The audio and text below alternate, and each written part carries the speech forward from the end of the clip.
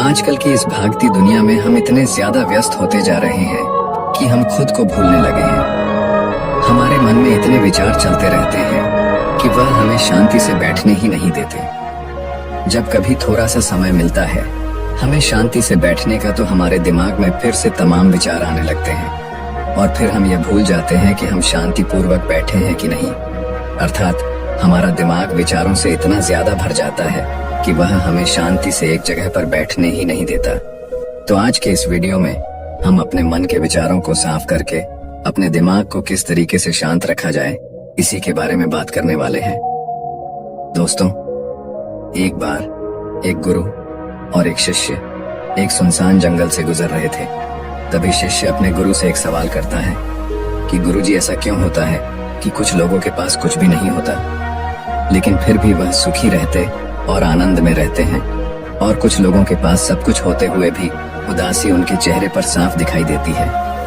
गुरु ने एक मुरझाए हुए फूल की तरफ इशारा करते हुए अपने शिष्य से कहा कि यह सोचने और समझने की बात है। अगर ये फूल ये सोचेगा कि मैं कल मुरझा गया था, या फिर यह सोचेगा कि मैं भविष्य में फिर से मुरझा जाऊंगा, तो ये कभी भी खुलकर पूरी तरीके से खेल नहीं पाएगा। अपने सुंदर स्वरूप में यह कभी भी वापस नहीं आ पाएगा और अपनी इस प्रकृति में कभी भी बिखेर नहीं पाएगा। इसी प्रकार इंसान अपने अतीत की यादों में खोया रहता है या फिर अपने भविष्य की करता रहता है।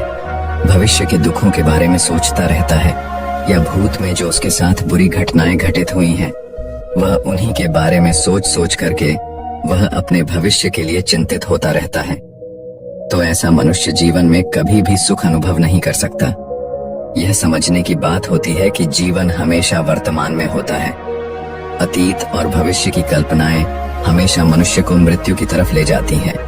इसलिए यह जरूरी हो जाता है कि जिस प्रकार हम अपने शरीर की देखभाल करते हैं, उसे बीमारियों से दूर रखने के लिए उसके अंदर ऐसी गंदगी भी साफ करते रहते हैं। ठीक उसी प्रकार समय समय पर हमें अपने मन और मस्तिष्क की भी गंदगी को साफ करते रहना चाहिए, उसकी धुलाई करते रहना चाहिए।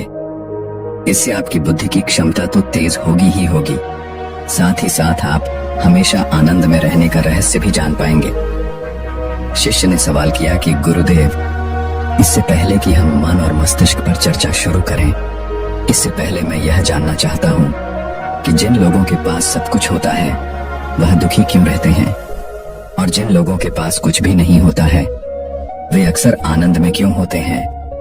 यह रहस्य क्या है? इसके पीछे का कारण क्या हो सकता है?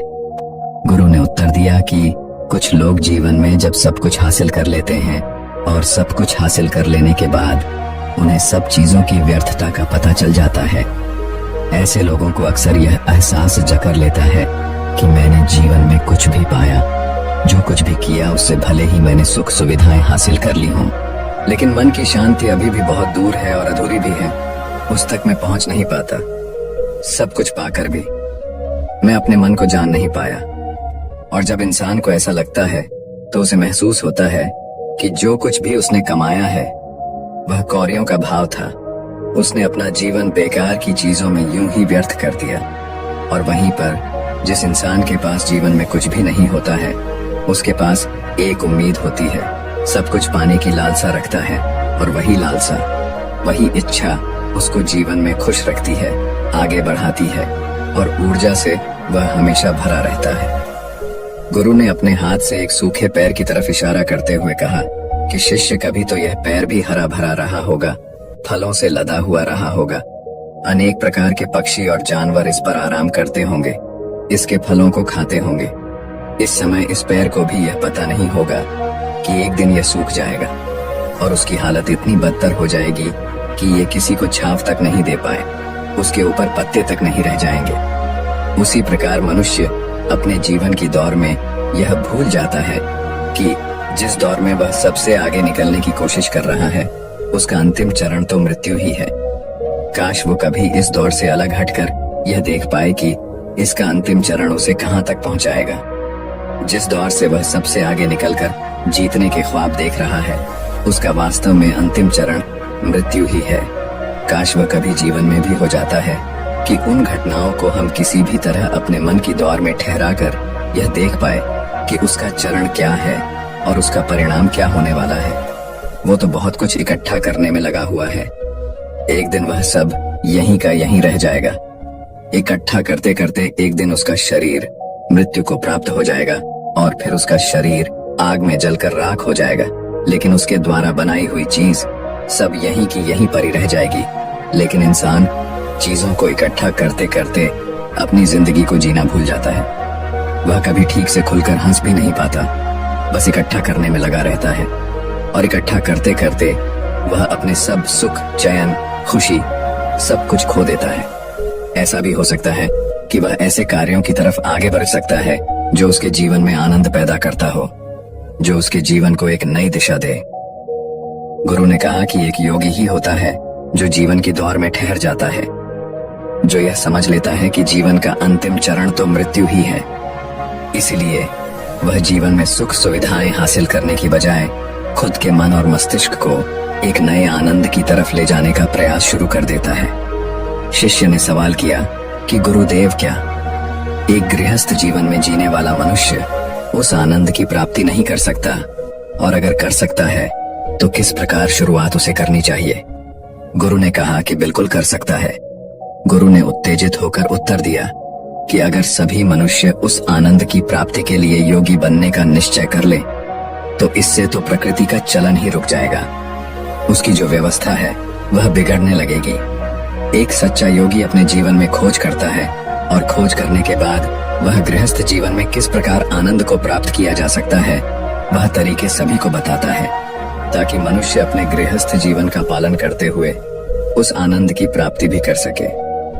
गुरु ने उस युवक को संबोधित करते हुए उत्तर दिया कि मैंने अपने जीवन में जो खोज की है उसके अनुसार मनुष्य को समय समय पर अपने मन और मस्तिष्क की सफाई करते रहना चाहिए।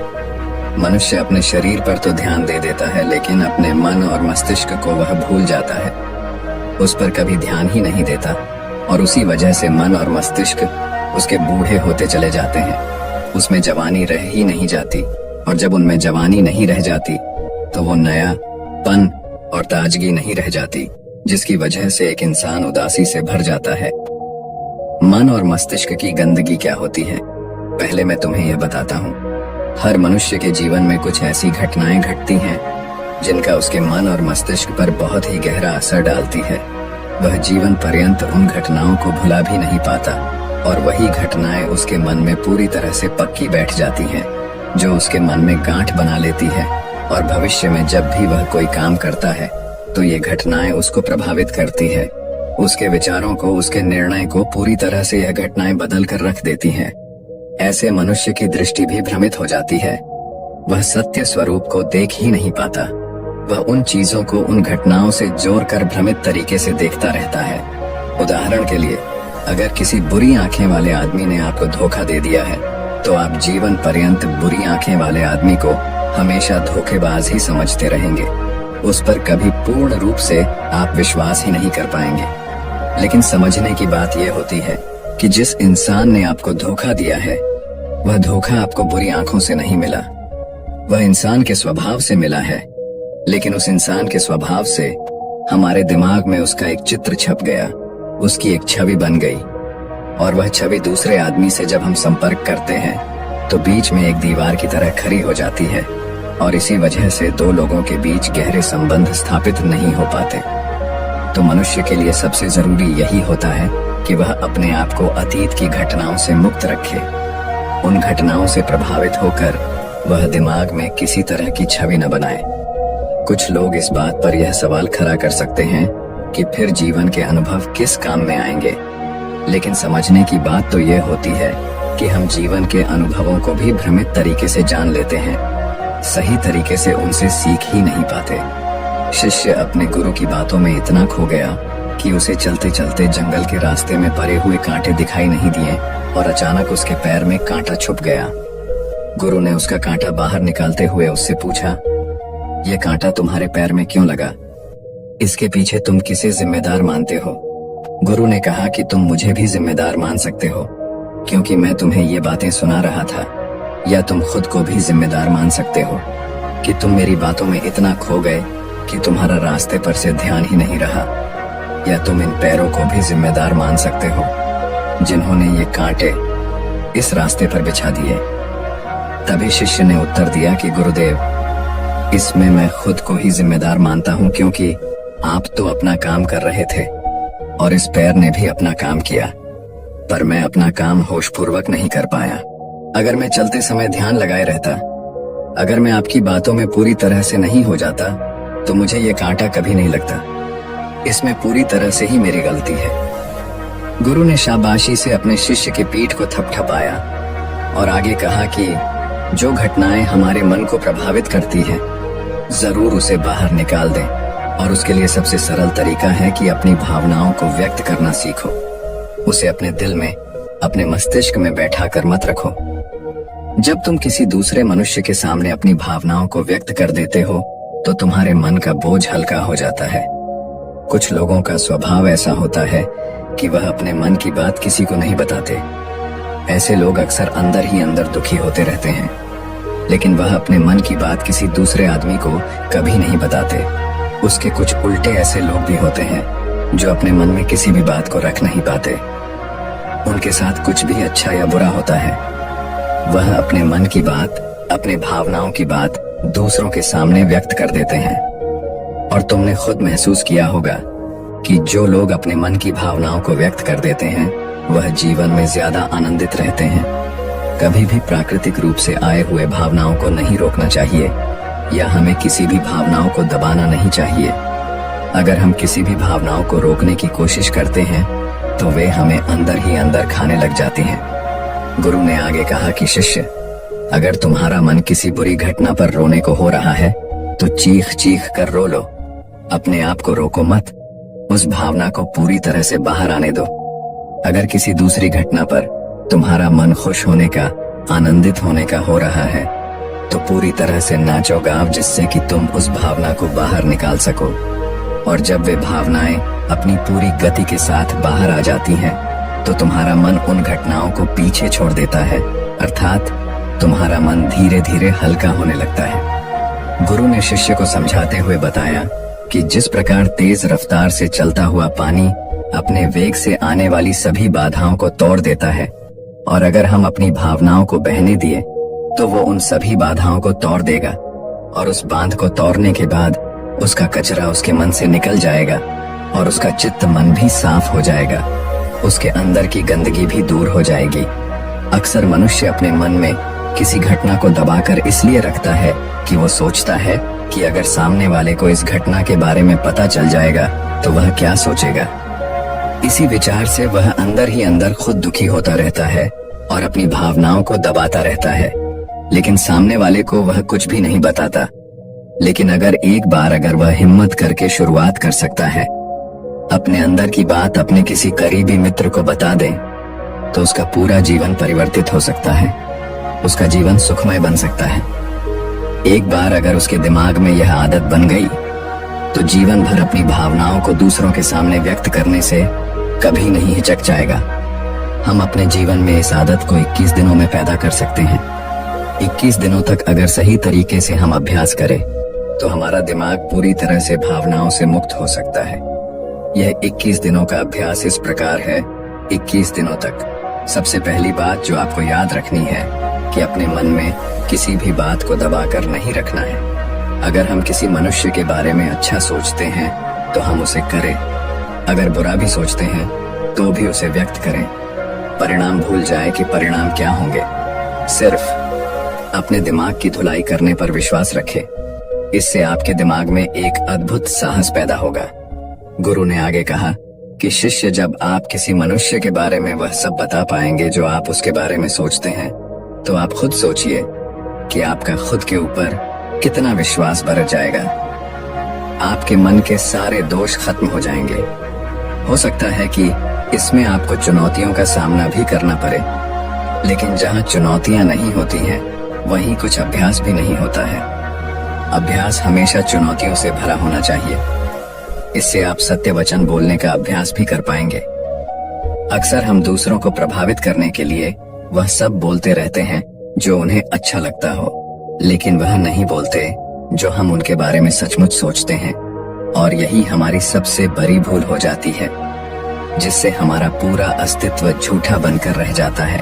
और अपनी भावनाओं को व्यक्त करते समय यह भी जरूर ध्यान रखिए कि आपके अंदर जो भावनाएं उस इंसान के प्रति उठ रही हैं, उसके पीछे का मूलभूत कार्य क्या है।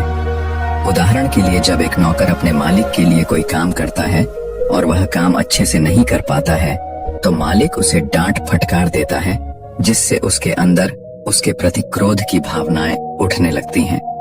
लेकिन समझने की बात यह होती है कि मालिक तो आपको कहेगा ही, वह तो डांटेगा ही अगर आप अच्छे से काम नहीं करेंगे। अगर आप काम अच्छे से कर रहे हैं और फिर भी आपका मालिक आपके साथ उचित व्यवहार नहीं कर रहा है, तो आप खुलकर अपने मालिक को भावनाएं व्यक्त कर सकते हैं, बिना यह सोचे कि इसका परिणाम क्या होगा। अगर आप इस भावना को उठाएंगे नहीं, तो आप अपनी नजरों में खुद ही नीचे गिरने लग जाएंगे। आपका आत्मविश्वास बिल्कुल खत्म हो जाएगा। दूसरा अभ्यास जो तुम्हें 21 दिनों तक करना है, वह यह है कि जो भी घटनाएं तुम्हारे साथ घटित होती हैं, कम से कम आपके जीवन में एक ऐसा इंसान होना चाहिए जिसके सामने तुम अपने दिल की बात रख सकते हो। चाहे अच्छी बात हो, चाहे बुरी बात हो, वह सब बातें तुम बिना कुछ सोचे विचारे, बिना कुछ डर से कि वो इंसान तुम्हारे बारे में क्या सोचेगा, तुम उस इंसान को अपनी सारी बातें बता सको और वह इंसान तुम्हारी सारी बातें सुनने के बाद तुम्हारे लिए कोई छवि पैदा न करे। ऐसे इंसान अपने जीवन में खोजो और उनके सामने अपनी सारी भावनाएं व्यक्त करने की कोशिश करो। दिन में जो कुछ भी घटित होता है, अच्छा लगता है या बुरा होता है, किसी के प्रति आकर्षण होता है, उसको एक दोस्त की तरह बताने का प्रयास करें। इससे यह पता चल जाएगा कि तुम्हारा मन घटनाओं के प्रति किस प्रकार की भावनाएं पैदा करता है। तुम अपने मन की सारी बातें कह दो, ताकि तुम्हारे अंदर की भावनाएं, तुम्हारे अंदर में जो विचार उत्पन्न हो रहे हैं, वह पूरी तरह खाली हो जाए। तीसरा अभ्यास जो तुम्हारे